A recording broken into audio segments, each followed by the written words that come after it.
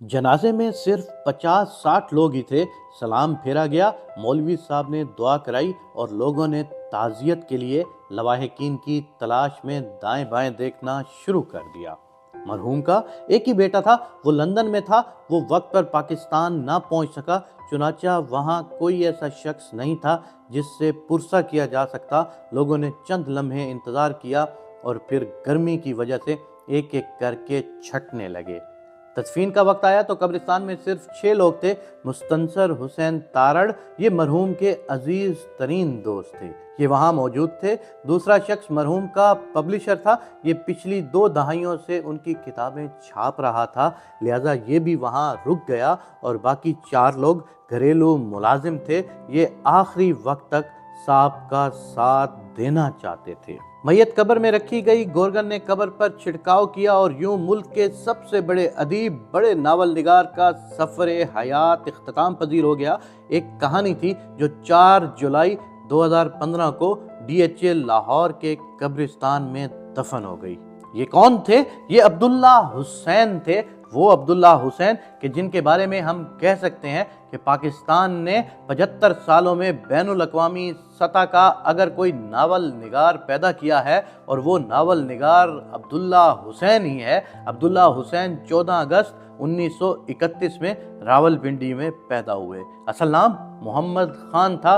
1952 उन्होंने कलम उठाया और उदास नस्लें के नाम से उर्दू ज़बान का मास्टर पीस तख्लीक किया। उदास नस्लें आज तक उर्दू का शानदार तरीन नावल है। ये नावल अब्दुल्ला हुसैन ने 34 साल की उम्र में लिखा।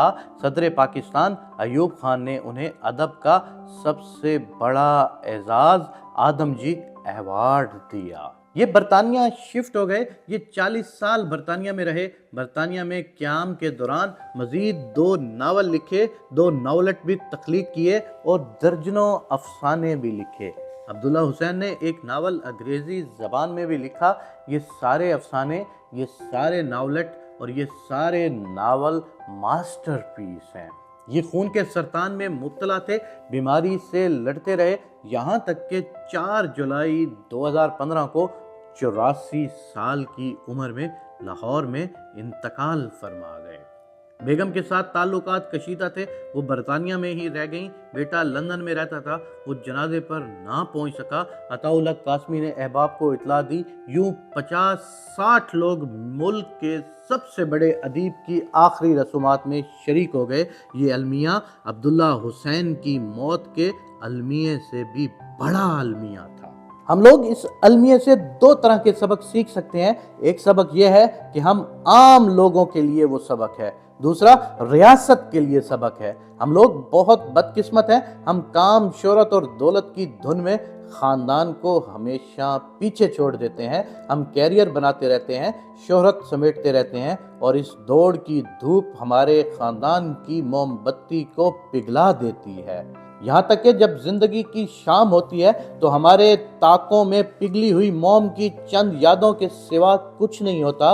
मैं बेशुमार ऐसे लोगों को जानता हूँ जो अपने बच्चों के बचपन को इसलिए एंजॉय ना कर सके कि ये बच्चों के आला मुस्तकबिल के लिए सरमाया जमा कर रहे थे।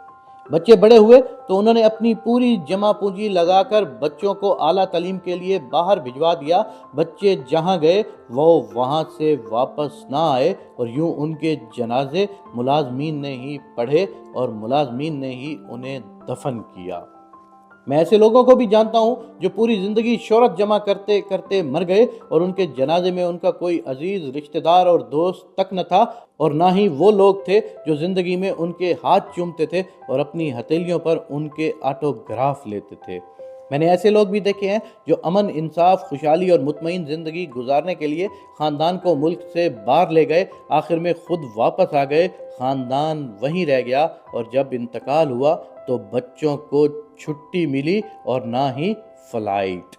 और मैं ऐसे लोगों से भी वाकिफ़ हूँ जो ज़िंदगी में गरूर का गैन होते थे, जिन्होंने ज़िंदगी इक़्तिदार का अलिफ और शोहरत की शीन बनकर गुजारी, लेकिन जब ये मरे तो 10-10 साल तक कोई उनकी कब्र पर फातिहा के लिए ना आया, किसी ने उनके सराहने دیا تک نہ جلایا۔ چنانچہ پہلا سبق یہ ہے کہ آپ اپنی اولاد، اپنے خاندان کو کبھی تعلیم، روزگار، کام، شہرت، اقتدار اور سیکیورٹی کے نام پر اپنے آپ سے اتنا دور نہ کریں کہ یہ آپ کے جنازے میں شریک نہ ہو سکیں اور آپ کی قبریں 10-10 سال تک ان کے قدموں کو ترستی رہیں۔ آپ کو اپنے فکری زوال اور مغربی دنیا کے ذہنی عروج کی وجوہات معلوم ہو جائیں گی۔ اللہ تبارک و تعالیٰ سے یہ دعا ہے کہ اللہ پاک ہم سب کے گھروں میں رحم عطا فرما، آمین یا رب العالمین۔